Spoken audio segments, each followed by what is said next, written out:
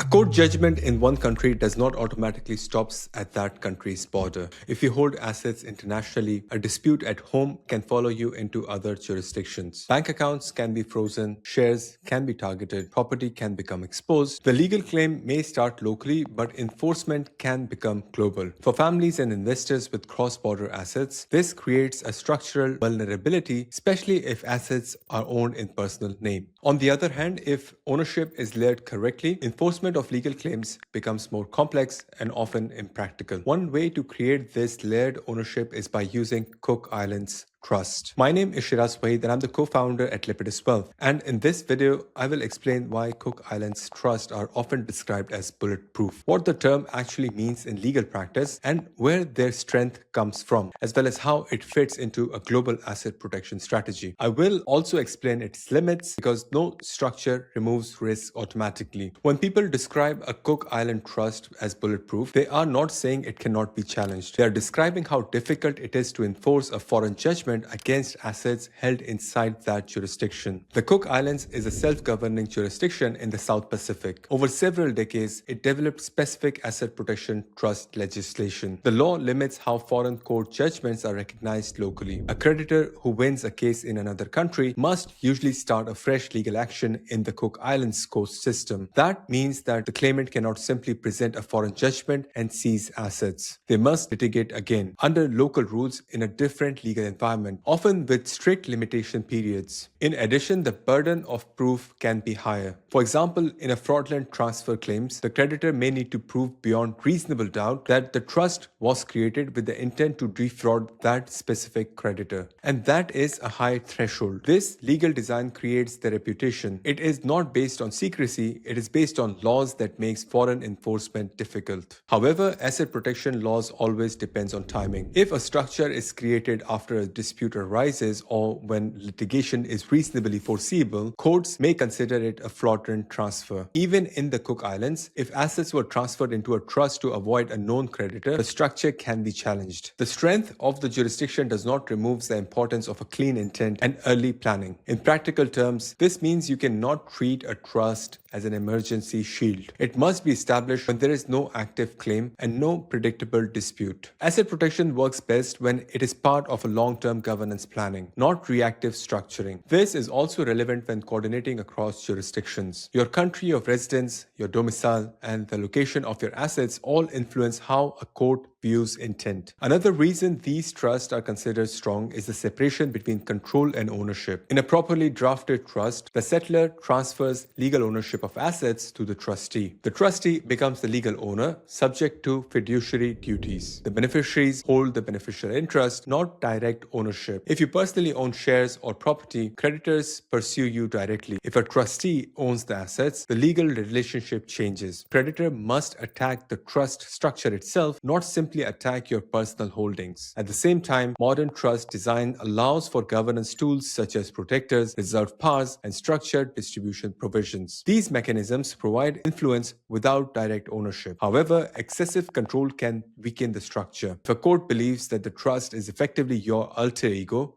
it may attempt to disregard it. Proper drafting and balanced governance are important. Now, legal strength alone is not sufficient. Banking access determines whether a structure is practical. Cook Islands Trust typically requires international banking relationships. Banks will conduct enhanced due diligence. Source of wealth, tax residency, and reporting obligations must be clear. No reputable bank will ignore compliance and requirements simply because assets sits in a strong jurisdiction. Global transparency standards such as the CRS reporting still apply. Therefore, the structure must be aligned with your tax profile and reporting obligations. If this coordination is ignored, you may create legal resistance and operational friction. Asset protection must function in the real financial system, not just on paper. Cook Islands Trust are not the only asset protection structures available globally, but they are often considered as one of the most strongest because how their legislation is designed. Other jurisdictions such as Belize, Nevis, and certain Caribbean trust regimes are also providing asset protection features, but the Cook Islands framework is generally viewed as more tested through litigation history. One of the key differences is how foreign judgments are treated. In many jurisdictions, a foreign judgment may be recognized locally with limited review. In the Cook Islands, creditors typically must relitigate the matter from the beginning. This increases cost, time, and uncertainty for the claimant. Another factor is limitation period. The Cook Islands applies relatively short time window for fraudulent transfer claims. If creditors does not act within that period, the ability to challenge the transfer can be restricted. This creates additional protection when planning is done early. The jurisdiction also does not recognize certain types of foreign claims in the same way. For example, some divorce judgments, punitive damages, or contingency-based creditor claims may face additional hurdles. This does not mean that they cannot be challenged, but enforcement becomes complex. These elements together create friction for creditors. Asset protection does not rely on secrecy. It relies on legal barriers, procedural requirements, and jurisdictional distance. Asset protection and tax optimization are related but distinct. A Cook Islands trust does not eliminate tax automatically. Your tax residency determines how trust income and distribution are treated. Some countries attribute trust income back to the settler. Others tax beneficiaries upon distribution. Here, the anti-avoidance rules may apply. This means the trust must be coordinated with your personal tax position. Domicile, residency, and the location of underlying assets all matter. Without coordination, you may create legal protection but introduce tax complexity. This is why cross-border advice must be integrated. Legal protection without tax alignment creates exposure elsewhere. Another reason families explore these structures is continuity. If you die holding assets personally, probate may be required in multiple jurisdictions. Accounts can be frozen, transfers may be delayed, and a properly structured Cook Islands trust holds assets outside of your personal estate. Trustee continues to manage assets according to the trustee. Beneficiaries receive distribution under predefined rules. Control does not stop when the settler dies. For internationally diversified families, this continuity can be as important as asset protection. The word bulletproof remains popular because Cook Islands' legal framework has faced decades of litigation attempts. Creditors have faced procedural barriers, cost burden, and strict evidence standards. That track records creates the reputation. But reputation should not replace analysis. No jurisdiction guarantees absolute protection. Courts can still act when fraud is proven. International corporations can evolve. Banking policies can change. What makes a structure resilient is not only its statute, but how early it was created, how clean the funding history is, and how balanced the governance design is, as well as how well it aligns with your overall legal and tax position. For some clients, a Cook Islands trust forms part of a layered global strategy. Assets may sit beneath holding companies, managed portfolios, or insurance wrappers. Each layer serves a defined purpose and reduces concentration risk. The key is to design a structure that reflects your exposure, your geography, and your long-term succession plan. Now, if you would like our help and would like to explore whether these structures fits your situation, you can request a personalized asset protection plan by clicking the link in the description below. That's it for today, and I will see you in the next video.